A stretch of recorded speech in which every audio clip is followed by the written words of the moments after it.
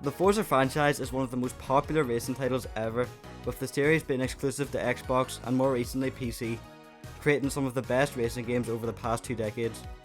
Well, what if I told you that Forza has made its fair share of mobile games, and that each one has ended in disaster? I'm Azure Gaming, and this is the truth about Forza Mobile. Forza's mobile venture started back in April of 2019, a time where the Forza franchise was considered at the top of the racing game pyramid after the launch of Forza Horizon 4 the year prior. The game is called Forza Street, and although not a mobile game at launch, the game would eventually be available on mobile a year later in May 2020. The game featured cars from the main series and offered somewhat of a story consisting of episodes that contained events with subsequently unlocked races. The game also had a completely different car unlock system, in which players spend tickets on spins to unlock cars, and the game had typical mobile features like daily login rewards, an incredibly long wait time for upgrades, way too many currencies than needed, and of course, it was littered with microtransactions. It looked like Forza's first attempt at a mobile game was promising and a real competitor to the highly acclaimed Asphalt series. That was until it got to the gameplay itself. The races consisted of 1 versus 1 battles in which the tracks themselves were short with few variation. The player only had control of the car's acceleration and nitrous, with turning being completely automated, making the gameplay feel extremely repetitive, and the turning incredibly assisted and required little to no skill to play, making it almost unrecognisable compared to the main series. However, this could have easily been avoided. You see, Forza Street wasn't actually a Forza game at all. It was actually just a renaming of an already existing game, Miami Street. It's pretty obvious that Forza thought simply renaming an already existing game would be enough to pass as part of the incredibly prestigious series, but that couldn't be further from the truth.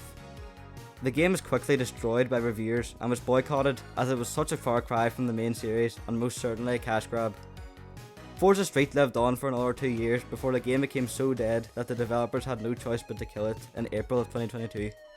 After the disaster that was Forza Street, many developers would have never made the same mistake again. But this wasn't Forza's last attempt at capitalising on gaming's biggest market. In November 2023, Forza's mobile saga continued with the release of yet another underwhelming game, this one going by the name Forza Customs. The game again featured cars from the Horizon series, but it showcased extremely in-depth customization, something we will most likely never see in the main series, with details like suspension shocks being paintable and outlandish body kits were offered on almost every car. But of course, that would be too good for a mobile Forza game, as it too was let down by its undoubtedly worse gameplay.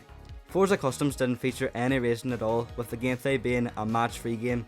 Yes, a game made by the most prestigious racing franchise ever had just released what was essentially Candy Crush but with cars.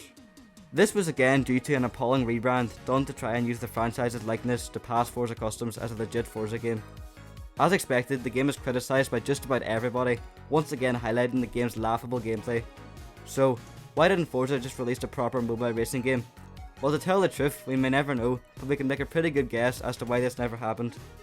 Forza simply seen mobile gaming as an approachable market, but didn't want to put in the effort to develop their very own game, so rebranded other games instead, even if they had very little to do with actual racing.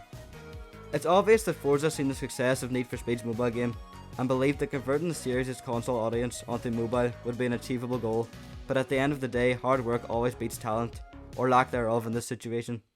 If you enjoyed today's video, feel free to leave a like and subscribe for more Forza content. Thanks for watching.